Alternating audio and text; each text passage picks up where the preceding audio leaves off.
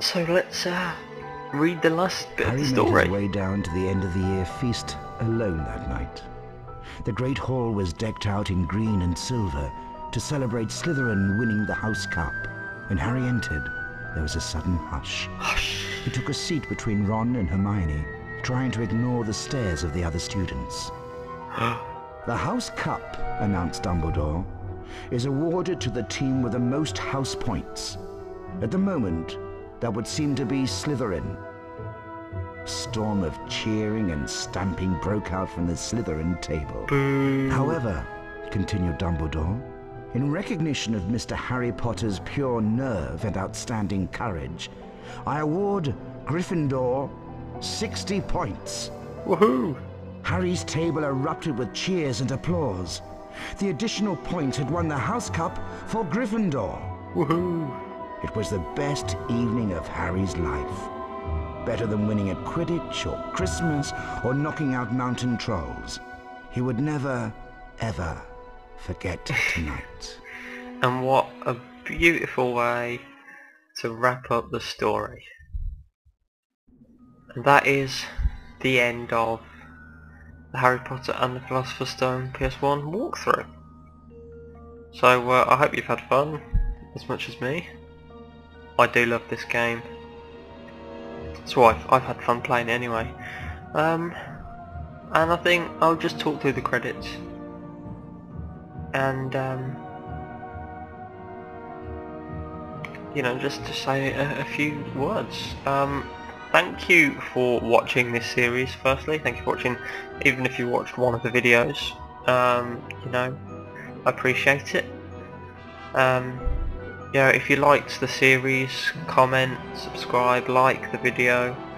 If there's anything, you know, you want me to do next, like Chamber of Secrets, let me know.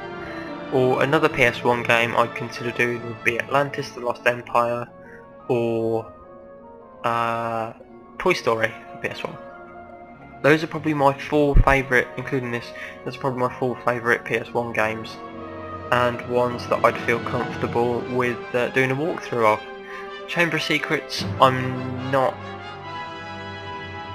as comfortable as this or Atlantis at playing. However, you know, I'll more than happily give it a go. Because I don't play that one as much as the Philosopher's Stone, so it'll be nice to get a bit of a different game on the go. So yeah, I'd be more than happy to play that. So, but you know, if there's a demand for it, if not, I'll probably return to my Sims Let's Plays. And obviously, at the time of recording this, I don't know how far my other series have got. But the hair salon series is pretty much over, just because it wasn't going anywhere, and I'd rather do a standard Sims 2 Let's Play than try and do the hair salon specific challenge. I might do the Sims 2 farming challenge, because that's got a very set amount of rules, and I think that would be kind of fun. And I've played a little bit of a farming challenge before, so I'd be happy to do that. Also, I might do a Let's Play of Spore. I'm not sure. Sims 1 is definitely on the cards. Sims 3 not so much, but we'll see. Basically because of the handling capabilities of my laptop that I'm recording on. So yeah, that's just a little kind of channel update. But now this game, I love this game, and it's been a joy to play through it again, but this time with a purpose, because I like to play this game a couple of times a year, you know, set an afternoon aside where I'm not doing anything and just play this game and yeah, have a good time. But it gets a bit stale when you do it as often as I have been playing it, so it's nice to be able to record a playthrough of it, but with a purpose, and you know, to talk you through the game as well. It just reassures me how comfortable I am with the game. We had a bit of a mishap in Gringotts, which wasn't fun, but we got around it. And also, just before we went to the final boss fight, I got through the door, and when Quirrell gets the knights to come to life, my game froze, so I had to go back and play it again.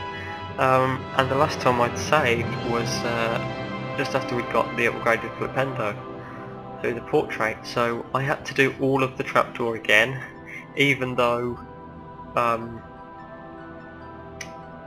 did actually go up to that save point in between the chess and the troll, but I didn't save there, so I couldn't go back to there, so I had to replay all of Fluffy, the Devil's Snare, the flying keys, the chessboard, the troll, and the potion.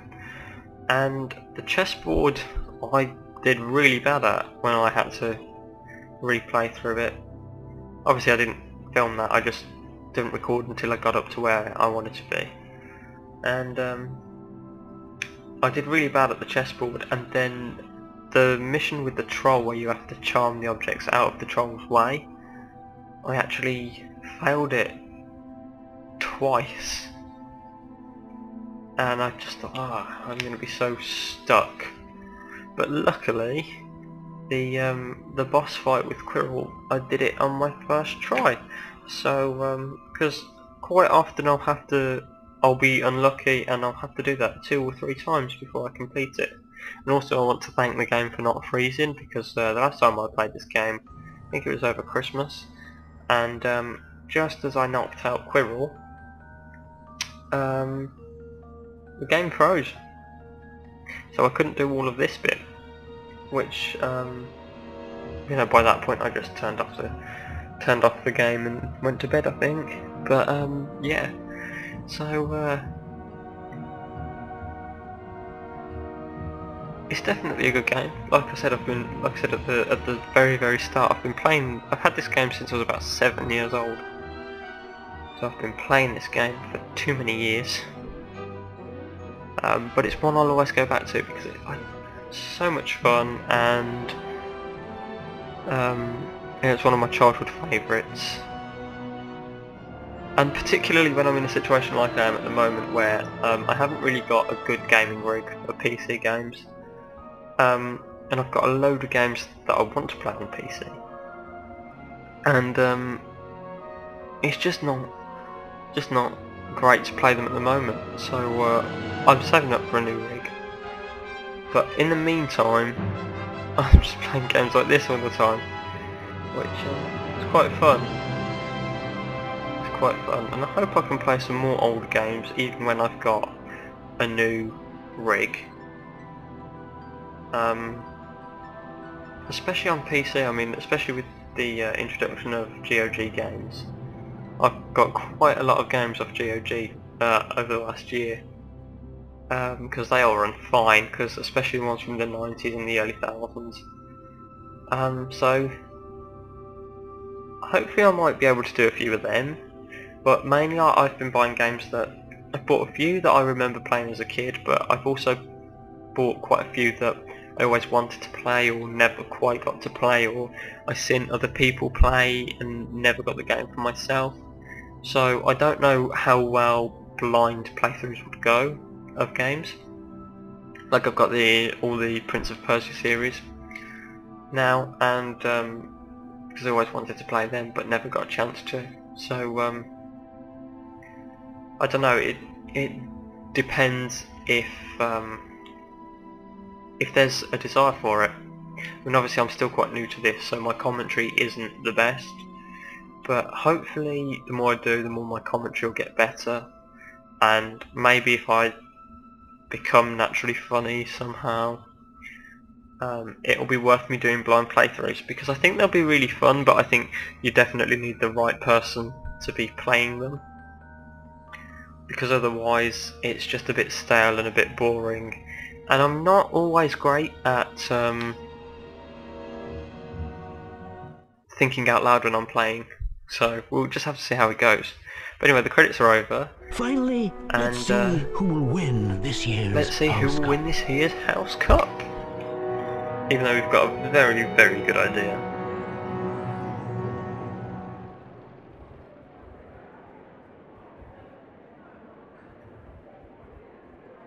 Ravenclaw. Don't think it's going to be them. Hufflepuff. Or Hufflepuff. Slytherin have like none. Slytherin. I swear they filled their glass up before. Gryffindor. 69. Woohoo! Gryffindor are in the lead on house points. Do you reckon the game developers just put that in as a bit of a lol? So Gryffindor have won the House Cup. Woohoo! Fantastic. That's all there is to complete in the game. And now we go to the Gryffindor common room where we are asked to save the game first, which I'm gonna do. Just over 3 hours it took me, but we can now see all of the cards, including Harry Potter, the boy who lived. Including the Harry Potter card. So we've got. I'll go through all these now. Albus Dumbledore, currently headmaster at Hogwarts, considered by many the greatest wizard of modern times. Professor Dumbledore is particularly famous for his defeat of the dark wizard Grindelwald in 1945, for the discovery of the 12 uses of dragon's blood, and his work on alchemy with his partner Nicholas Flamel. Professor Dumbledore enjoys chamber music and 10-pin bowling. That's probably the longest card description there is. Hengist of Woodcroft, medieval, dates unknown. Driven away from his home by Muggle persecutors, Hengist is supposed to have settled in Scotland. This is where he founded the village of Hogsmeade. The Three Broomsticks Inn is alleged to be Hengist's old home. I do like that they mention things that are in later books, like Hogsmeade. Like, obviously at this point no one's got any clue what Hogsmeade is, but I think the game designers did quite well with that. Roderick Plumpton, 1889 to 1987, seeker for England Quidditch Team, holds British record for fastest capture of Snitch during game, 3.5 seconds. And he always looked like that. Rowena Ravenclaw, medieval, dates unknown, co-founder of Hogwarts, gave her name to one of the 4 Hogwarts houses. No clues as to which one. HELGA HUFFLEPUFF, medieval, dates unknown, co-founder of Hogwarts, gave her name to one of the 4 Hogwarts houses. Bertie Bott, 1935 to present, inventor of Bertie Bott's every flavour beans. So he's the one behind this. IGNATIA WILDSMITH, 1227 to 1320, the witch who invented Floo powder. Salazar Slytherin, medieval, dates unknown, co-founder of Hogwarts, gave his name to one of the 4 Hogwarts houses. Mr. Slytherin? Edgar Strulga, 1703 to 1798, inventor of the sneakoscope. Ooh. Godric Gryffindor, medieval, dates unknown, co-founder of Hogwarts, gave his name to one of the 4 Hogwarts houses. Cassandra VABLATSKY, 1894 to 1997, celebrated seer and author of Unfogging the Future. Very funny. BOWMAN WRIGHT, 1492 to 1560, famous for developing the golden snitch. Newt Scamander, 1897 to present, celebrated author of Fantastic Beasts and Where to Find Them. Morgan Le Fay, medieval, dates unknown, King Arthur's half-sister, dark sorceress, enemy of Merlin. Ooh. Derwent Shimpling, 1912 to present, ate an entire venomous tentacula for a bet and survived, though it's still purple. Hilarious. Cornelius Agrippa, 1486 to 1535. Celebrated wizard imprisoned by muggles for his writings. Merlin, medieval, dates unknown, most famous wizard of all time, sometimes known as Prince of the Enchanters, part of the court of King Arthur. And there we have it. That's all the wizard cards for the game, so there's not much to do here, so I'm gonna sign off for this series. Stay tuned to Let's Play Rich, and hope to see you very shortly with something new and exciting. Thank you.